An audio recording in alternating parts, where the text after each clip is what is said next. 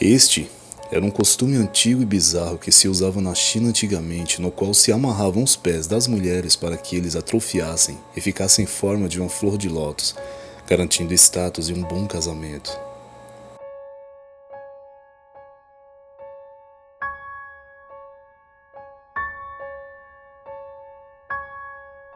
Homens reparam nos pés femininos, alguns com menos intensidade, outros com fervoroso amor, mas todos reparam.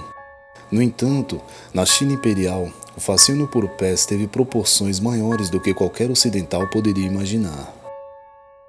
Os pés femininos, para serem considerados perfeitos, deveriam se assemelhar a uma flor de lótus. Desse modo, deveriam ser minúsculos e curvados como a lua, fazendo com que as moças tivessem um andar por vezes desequilibrado, porém gracioso.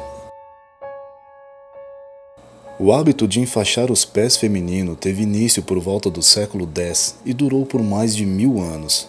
Os pequenos e curvados pés eram eróticos. A sensualidade das mulheres era inversamente proporcional ao tamanho de seus pés. Ter pés pequeninos e curvados demonstravam classe e pureza, além de explicitar a fragilidade da mulher e sua submissão ao homem. Ter uma esposa ou concubina dotada de pequeninos pés era também sinônimo de status. Isso porque tais senhoras eram impossibilitadas de realizar qualquer tipo de trabalho, pois não conseguiam andar normalmente, sendo necessário contratar empregados para cuidar dos afazeres domésticos. Desse modo, ter pés minúsculos era uma oportunidade de se ter um bom casamento, e por isso, apesar do hábito ter sido iniciado na nobreza, logo se espalhou por todas as classes sociais. A prática consistia em curvar os dedos para dentro e amarrá-los com ataduras suficientemente fortes para quebrar os ossos e interromper o crescimento dos pés. Costumava-se realizar o procedimento a partir dos 3 anos de idade. Os pés eram mergulhados numa mistura de ervas e sangue de animais. As unhas eram cortadas para impedir que, ao crescerem, propiciasse algum tipo de infecção. Os pés eram massageados. Nessa altura, a garota devia achar que ganhou um dia de princesa. As ataduras eram mergulhadas na mesma mistura em que foram mergulhados os pezinhos. Os dedos eram dobrados para dentro e então pressionados com força para baixo, sendo espremidos contra a sola do pé e então amarrados pela bandagem. Quando o procedimento era bem sucedido, os pés chegavam a medir cerca de 7,5 centímetros. Ao longo do crescimento dessas meninas, os ossos dos pés ficavam cada vez mais atrofiados. No entanto, a dor e a dificuldade de locomoção não cessavam com o tempo. As ataduras eram constantemente retiradas, as unhas cortadas e então uma nova bandagem era feita, ainda mais apertada.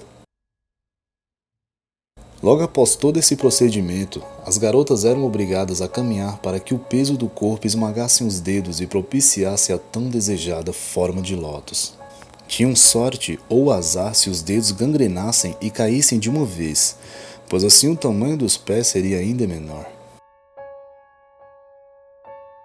Muitas mulheres se habituavam a andar de joelhos pela casa, para que não tivessem que se apoiar nos frágeis pés. Ao que tudo indica, depois de uma derrota na batalha naval, o conselheiro do imperador disse que a causa seria o fato das mães dos ingleses e americanos não enfaixarem os pés, gerando assim filhos mais fortes. Houve, portanto, a edição de um decreto em 1911 proibindo a prática. No entanto, como é sabido, nenhum decreto ou lei é capaz de mudar costumes de forma tão impositiva. Assim, em muitas províncias ainda se mantinha um status acerca das mulheres de pequenos pés. O fim definitivo desse hábito só ocorreu com o advento da Revolução Comunista, que passou a considerar tais mulheres como sinônimo do antigo regime, proporcionando escárnio contra essas pobres senhoras. Hoje, ainda restam muitas idosas com os pés deformados pela prática.